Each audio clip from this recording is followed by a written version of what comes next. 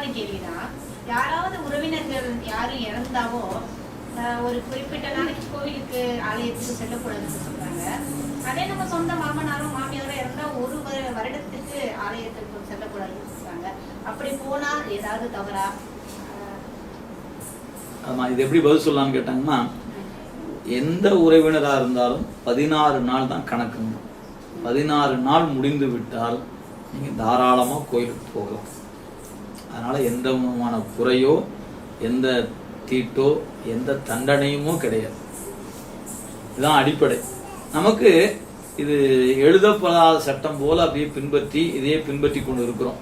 நீங்கள் பஞ்சாங்கத்தில் பார்த்தீங்கன்னா போட்டுருப்பாங்க பின்னாடி பக்கம், இது இன்னென்ன நட்சத்திரங்கள் இறந்தால் அடைப்பு, அவங்க நல்ல காரியங்களில் 3 மாதம் செய்யக்கூடாது 6 மாதம் செய்யக்கூடாது அப்படின்னு போட்டிருப்பாங்க. அந்த பஞ்சாங்கத்தை நீங்கள் எடுத்து படித்து பாருங்கள். அதில் எங்காவது இன்னாருக்கு இது விதி விலக்குன்னு கொடுத்துருக்கான்னு பாருங்கள். நீங்கள் எழுதிக்கிறதுல என்னென்ன நட்சத்திரத்தில் இறந்தால் அடைப்பு, அப்போ 1 வருஷம் கோயிலுக்கு போகக்கூடாது அப்படின்னு எழுதியிருக்குமானால், நான் திருப்பி உங்களுக்கு ஒரு கேள்வி கேட்குறேன். நம்ம கூடிய கோயில்களில் சிவாச்சாரியார்லாம் இருக்கிறாங்க, அவங்க வீட்டில் யாருமே இறக்குறது இல்லையா? அவர் 1 வருஷம் கோயிலுக்கு வரக்கூடாதுன்னா இருப்பாரா? அவர் 1 வருஷம் மலை மேலே ஏறக்கூடாதுன்னு சொன்னா ஏன் அவங்களுக்கு மட்டும் அந்த விதி? எந்த பஞ்சாங்கத்திலாவது சிவாச்சாரியார்களுக்கு இது இல்லைன்னு எழுதினா கொண்டாந்து காட்டு. அப்புறம் எப்படிங்க நம்புறது?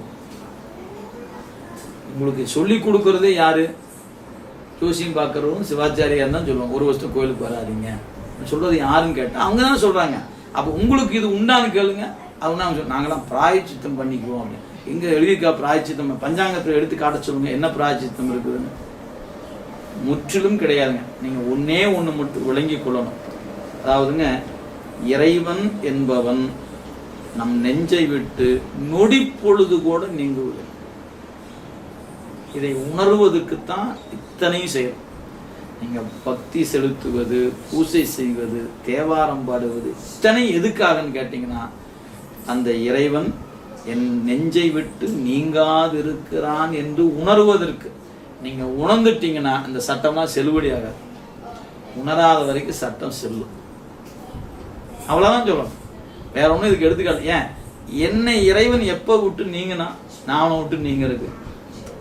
நீங்க 16 நாள் கும்பிடக்கூடாதுன்னா அது கூட ஒரு சம்பிரதாயத்துக்கு. ஏன் சொன்னா, இறந்துட்டான்னு கேள்விப்பட்டா உங்களை பார்க்கறதுக்கு ஒரு 10 பேர் வருவாங்க.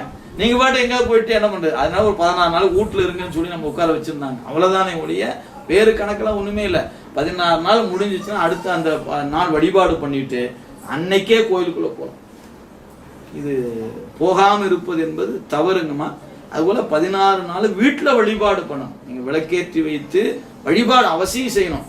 நிறைய பேர் என்ன பண்ணாங்க, பூசை அறையை கூட்டி வச்சுக்கிட்டு ஸ்கிரீனை போட்டு வச்சுட்டு சாமி படம் திருப்பி வேற வச்சிடறது. இது வேற கொடுமையிலும் கொடுமை. நம்ம என்ன இதை விட அஞ்ஞானம் நமக்கு வேற சொல்லுமா? இறைவன் எத்தகையவன்னா எல்லாத்தையும் ஊடுருவி பார்ப்பவங்க இறைவன். அவனுக்கு தான் கடவுள்னு பேரு. நீங்க திருப்பி வச்சுட்டா சாமிக்கு தெரியாது.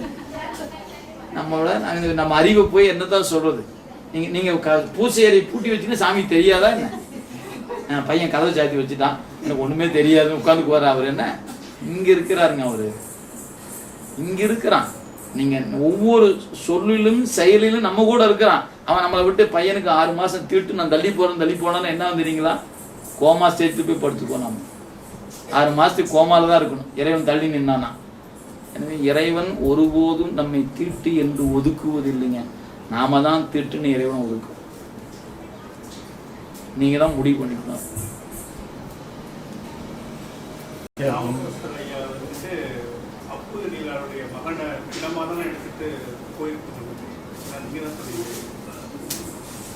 அதனால நம்மை விட்டு நீங்காத இறைவனை நாமளும் நீங்காம நினைக்கணும். அவ்வளவுதாங்க. அதுதான் நமக்கு பக்தியினுடைய அடிப்படை. எனவே இறைவன் எங்கும் நீக்கமர நிறைந்து நிற்கக்கூடிய பொருள்.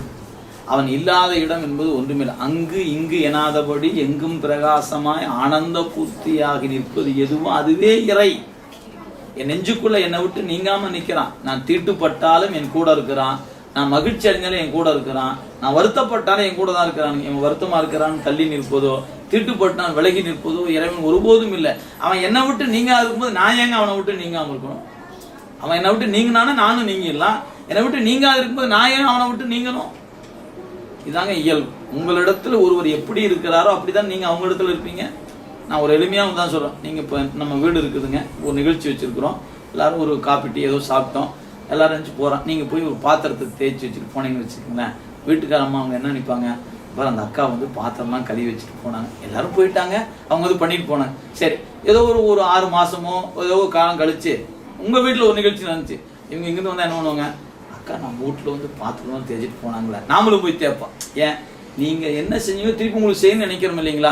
இதுதானே மனிதனுடைய இயல்பு.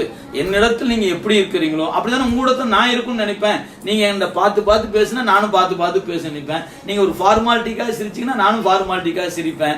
நீங்க அன்பா பார்க்கும்போது நானும் அன்பா பார்ப்பனா இல்லையா? அப்ப என்ன செலுத்துறோமோ அதுதானே திருப்பி வருது. அப்ப என்னிடத்தில் நீங்காது இருக்கிற இறைவனை நான் ஏன் நீங்கி நிற்கணும்? என்னிடத்தில் தீட்டு என்று கருதாது எங்கூட இருக்கிற இறைவனை நான் எங்க தீட்டுன்னு சொல்லி தள்ளி நிக்கணும்? ஒருபோதும் தீட்டு என்று கருத வேண்டிய அவசியமே இல்லை. அது நம்ம அந்த சம்பிரதாயத்துக்குள்ள காலங்காலமா மூழ்கி போயிட்டோம்ங்க. நம்மளை மீட்பதே பெரும்பாடு. அடுத்தவங்க சொல்றதெல்லாம் அப்புறமேல், முதல் நாம மீள மாட்டோம். அதெல்லாம் இருக்கட்டும், என்னதான் இருந்தாலும் அப்படின்னு அங்கேயே பிடிச்சி நின்னுக்க முடிய விட்டு வெளியே வர மாட்டோம்.